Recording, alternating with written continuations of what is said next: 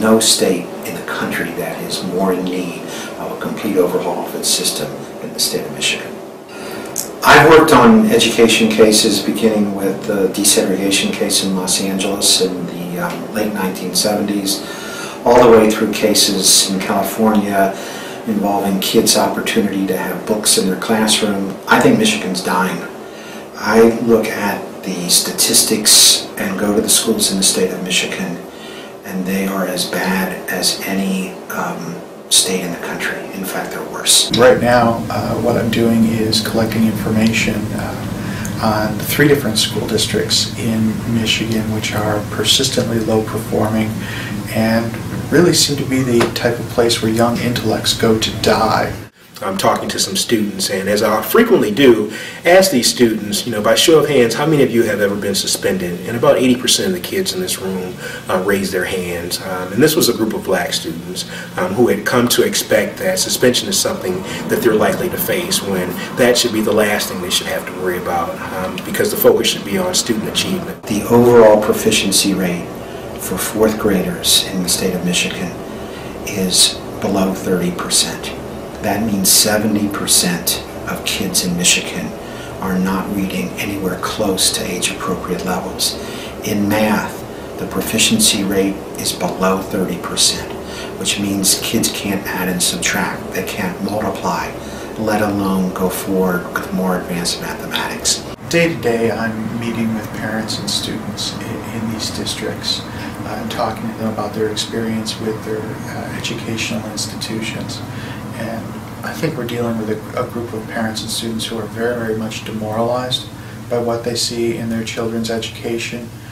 Everything from the physical appearance and condition of the buildings where their children are educated, all the way to the low bar which many districts seem to be setting for their students' achievement, even beyond measures we use, things like MEP scores and graduation rates and things like that.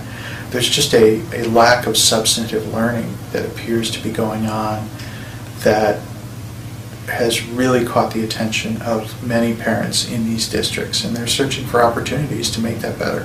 What's going on in the schools of Michigan is not inevitable. These are bright kids. These are kids who are having their futures taken away from them. They're having their presents taken away from them. They sit in classrooms where there's no instruction taking place.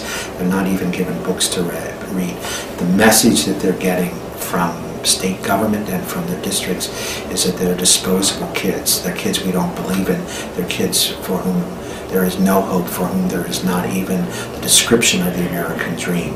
It doesn't have to be this way, and we don't have to wait 20 years for this to change. So what we're trying to do is, on a district level, address due process and zero tolerance, so that we are creating a climate that is focused on student achievement and handling misconduct appropriately, so that we keep kids in school as opposed to pushing them out. On a district level, we're working on policy, and we're working to address that in a number of districts, both small, large, urban, rural, and suburban, because we've seen this thread of disproportionate suspensions of students of color woven throughout.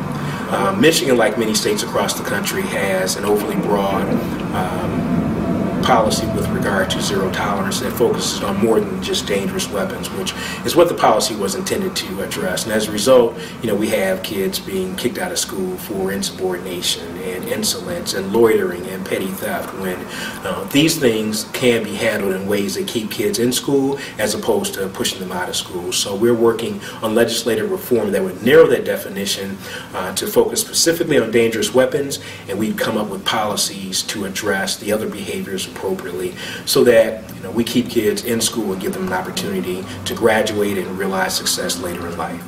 If you give kids teachers and the resources to give those teachers what they need to communicate, that these kids will learn and that these kids will prosper, and that this will lift the entire state.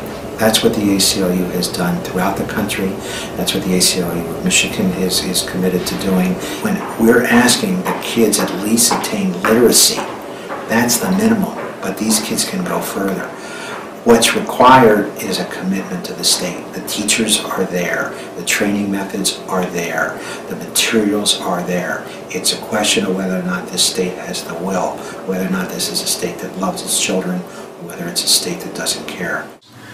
Without that particular kind of prodding, we're just going to continue to see this erosion, and we're going to continue to see more and more creative ways of sweeping this problem under the rug. And in 10, 15 years, we're going to be left with a vast educational wasteland.